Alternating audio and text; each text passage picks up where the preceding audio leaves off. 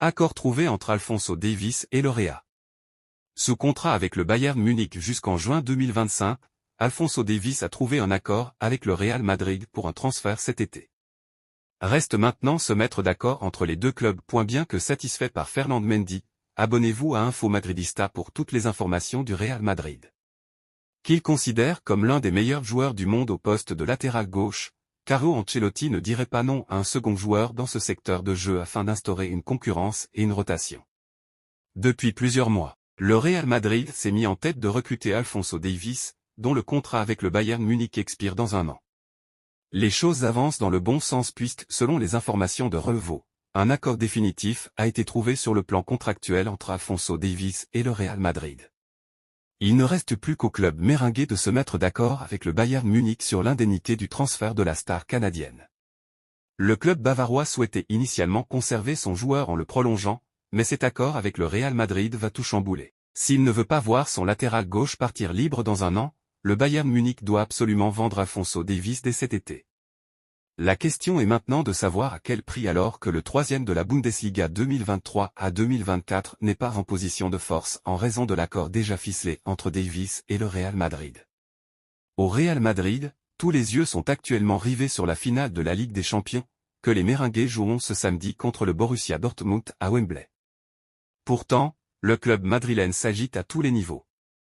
En interne, l'officialisation du transfert de Kylian Mbappé ne devrait plus tarder. Tandis que du côté de la Castilla, une excellente nouvelle est tombée. Raúl continuera de coacher la réserve de la Casablanca la saison prochaine. Si le Real Madrid a toujours eu l'étiquette d'empileur de stars, force est de constater que les pensionnaires du Santiago Bernabéu s'appuient de plus en plus sur de jeunes joueurs exprimant leur plein potentiel. Parmi les cracks sortis du centre de formation des Madrilènes, 2 jouent pour l'équipe de Carlo Ancelotti, Dani Carvajal et Lucas Vázquez. Un autre élément formé au sein de la Maison Blanche est lui aujourd'hui coach de la Castilla, Raúl. Alors que des rumeurs autour d'un départ de la légende du club de Florentino Pérez fusaient ces dernières semaines, l'Espagnol a remis les pendules à l'heure. Dans des propos relayés par Relevo, Raúl a annoncé qu'il occuperait toujours le banc de touche de la Castilla la saison prochaine. Est-ce que je vais continuer la saison prochaine? Aujourd'hui, je dis oui. Mon avenir le plus proche est maintenant d'aller au Bernabéu et d'essayer de voir la seconde mi-temps du match contre le Betis. Et à partir de là. Dans le monde du football, il faut vivre dans le présent, ne pas regarder trop loin dans le futur. Mais si je devais vous répondre maintenant, je dirais oui. Après avoir confirmé sa présence à la Castilla la saison prochaine, Raúl a ensuite expliqué à quel point il appréciait son rôle d'entraîneur des jeunes du Real Madrid. J'apprécie vraiment la vie quotidienne, être dans mon club. Ce que je ressens en voyant les garçons. En les voyant maintenant et en les saluant quand je vais au Bernabéu, et en les regardant en première division et en les observant jouer, réussir, faire leur place. Chaque jour me remplit de joie. N'oubliez pas de vous abonner à Info Madridista pour ne rien manquer. Kylian Mbappé a racheté l'ancienne maison de Gareth Bale dans un quartier ultra sécurisé. S'il n'a toujours pas officiellement dévoilé le nom du club dans lequel il évoluera la saison prochaine, le capitaine des Bleus s'est toutefois récemment porté acquéreur de la maison de l'ex-attaquant gallois du Real Madrid.